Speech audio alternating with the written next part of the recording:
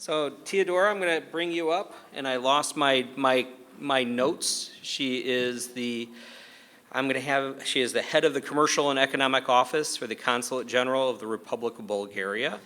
When I was doing my research with her, I've known her for, 4 years now? And I did not know that she has a master's degree in mechanical engineering, in international economy, and an MBA. So Teodora, come on up. I'll be driving the slide deck, or if you want to drive the slide deck, you can. So your slides are all just using an arrow. Yeah, it's just arrows. You know how to use? Awesome. You can push the button? Awesome. Good morning, everyone. Yes, I can push the buttons. Yeah. And recently, I was accused that I did something to fire the fire alarm. So, Chipo, no, I didn't make anything. I'm sorry. Anyway, as Michael says, I'm Teodora, and I'm a head of the Bulgarian Commercial Office. But on the other side, I have the pleasure, of course, to lead one interesting organization, which is the Organization of Chicago International Trade Commissioners. And I'm going to talk you a little bit, I hope, about the organization and how do we see the FDIs. And I want to give you just some examples how this works actually in a two-way directions. So let's see if I can manage this. Oh, finally. So, who is SITCA? As you see from the name, SITCA is Chicago International Trade Commissioners Associations. That's an association of almost all trade commissioners which are appointed from their governments or their regions or their respective, let's say, chambers in Chicago.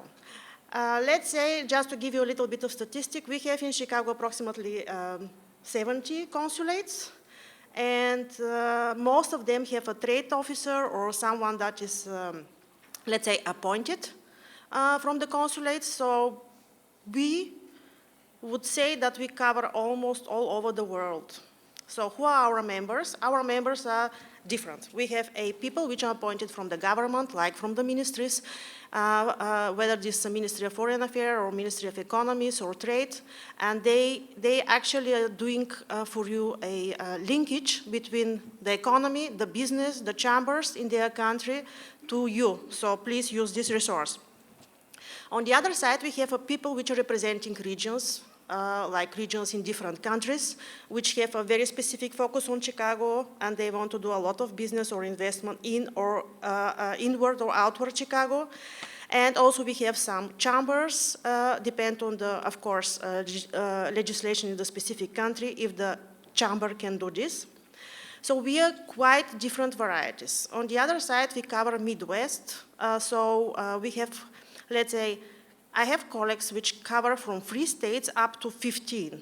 So each one is completely different.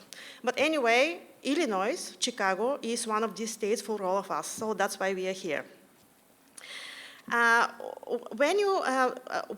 I say the two-way street, I'm going to talk about this in a few seconds, but just to let you know that there is no always import and there is no always export. There is no always FDI that goes in one country and FDI that and investments that we have to perform here. This is also such a, let's say, complementary and complex process that involves always the two ways efforts how to do this. So it's not only one. But I will focus on this a little bit later. What we can do for you, because most of our colleagues are doing, let's say, advising and consulting without money, is to give you really the best advice if you need to be informed for any of the countries which you think might be your target or customer or partner into your deals. So please contact them, use their knowledge. It's free of charge, and I would say one of the best that you will receive.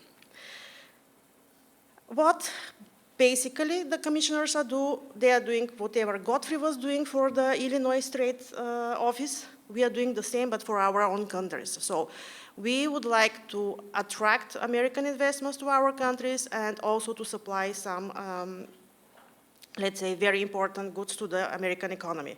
But as I say, that's a two-way street. Currently, we have more than 80 members, and I checked yesterday, it's like 103, I would say. We represent more than 43 countries, plus minus, because, you know, sometimes the offices are closed or new offices are open, so let's say a variety of 40, between 40 and 45. When we talk about supplying and communicating with trade, for example, we can connect you with our suppliers or with our importers sometimes.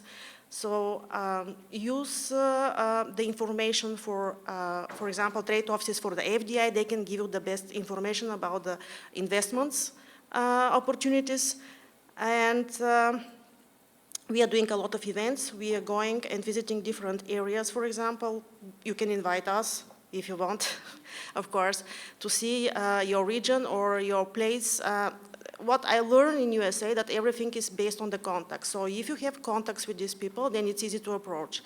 I was, last year, for example, it was easy for me to go to Arlington Heights and to ask a few questions, or to Elk Grove, just because I met these people on the previous conference.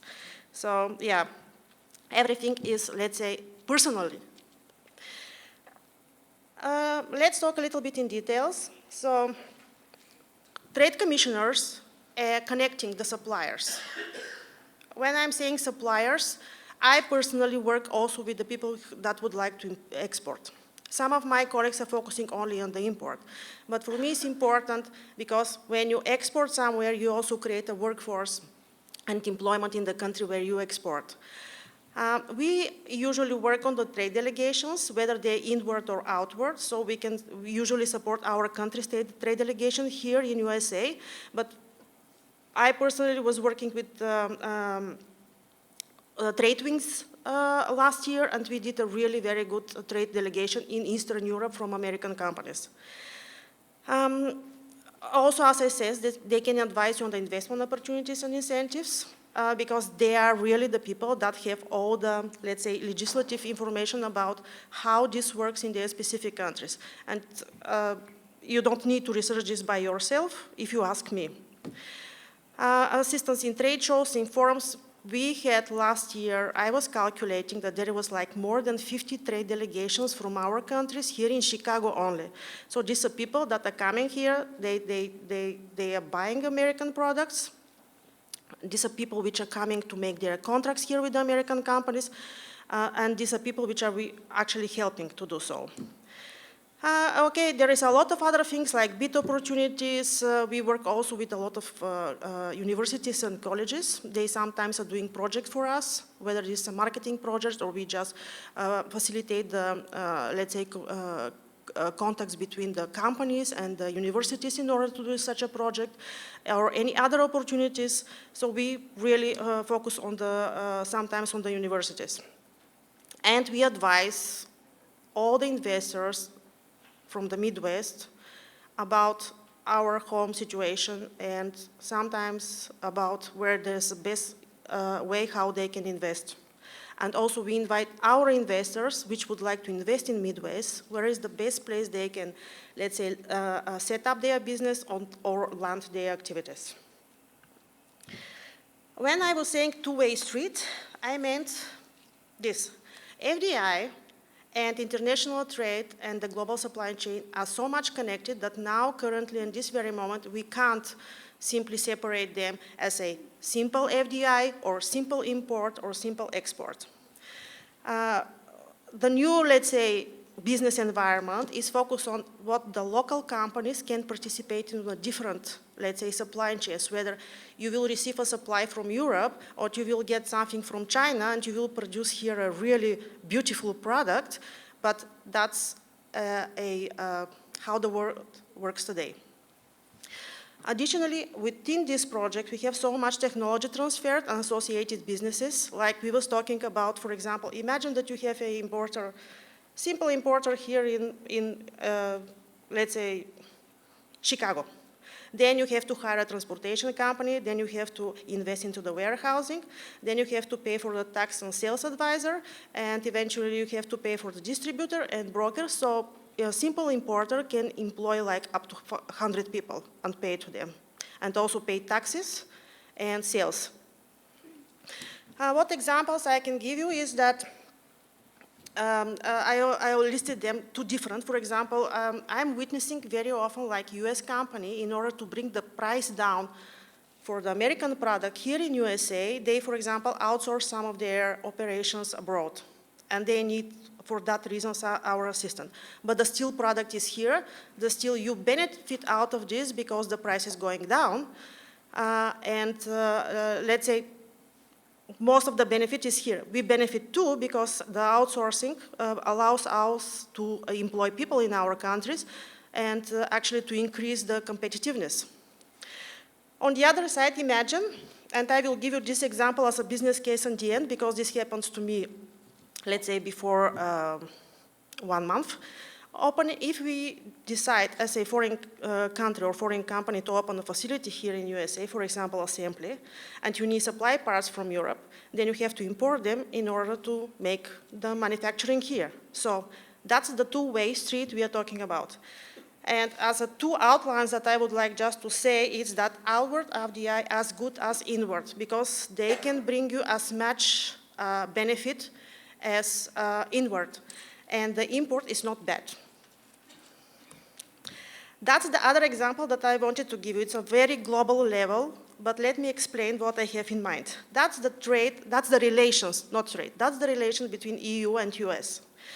What we need to understand is the European Union is not separate countries. We are one single market area, which means that you can get, for example, in Bulgaria, and you can sell in France. The rules for entering of the market are the same for every country in Europe. So please look at this like a single market and not like a separate countries. Although, as you can see, we have a little bit of positive balance in the trade, but in terms of services and in terms of income, income here is the income that, for example, American companies are receiving from their investments in Europe.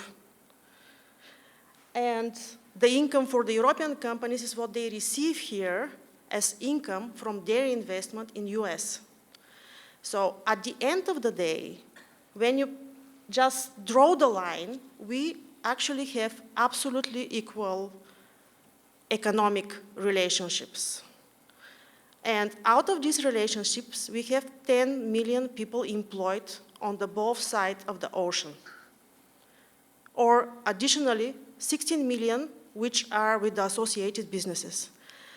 So that's a really good example of how the FDIs in the both direction works. And they have to be supported, of course, by the foreign trade and all this foreign trade in services and goods. Okay, that's the business case that I was talking to you. This has happened to me. I just wanted to make something interesting for you because there is a lot of, let's say, representatives of the municipalities. And I just wanted to explain how the real life worked for us before 1 month. I had a company. I will not say the name or the business or industry. I will just give you a simple example. So they came here on their first trip to US. They wanted to see what is the situation, how they can make it. They have a plan within the next few years to open a facility here, which is manufacturing facilities. But in order to open this, they have to focus on their clients first. So they have to see whether they can sell their products. So we start looking for a different states, visiting different places. And what happened usually is that the business organizations or organizations which are developing the respective region are saying, okay, we can help you, sure, but first you have to invest. Yeah, but that's a chicken and egg problem because you cannot just invest before having an idea of your marketing and of your clients. And that's another example of the two-way street. So if you're willing to give something, you have to give in to help for this. And I don't know how this is going to happen. We actually found one state that is willing to put so much more efforts into this. But that I would call a mismatching between what the foreign investor sometimes needs and in the very, very preliminary stage before having the final decision, and what the local business development organization are offering. So I guess that was very short, yes, presentation, and I hope you enjoyed. Thank you.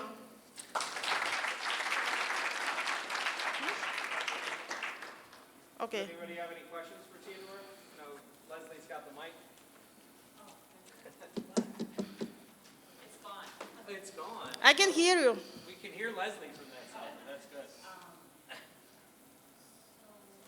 Theodore, thank you so much for joining us here today. For our municipal counterparts, I loved hearing the fact that you said you're a great resource for communities that are interested in perhaps assisting businesses that are owned by a foreign entity and perhaps trying to figure out the best way to support them, or to talk to people from your office about what some of these businesses might be looking for and do sort of matchmaking. Is that one of your services? Yes. It's a, yeah, we advise American companies as well when they would like to go or look for something in our countries. And we also help companies from our countries to orient themselves here, whether they are doing trade or they are doing investments. So, and you should know that these are not the big companies, because the big companies itself, they have their own resources and they do this really, they just hire a consulting company and, you know, that's it. And we work mainly with the, let's say, small and medium-sized enterprises, which lack of exactly these resources, and they cannot dedicate a specific person or specific fund, for example, for marketing or for very detailed researches. Yeah. Other questions? Okay. So thank you very much, Theodore.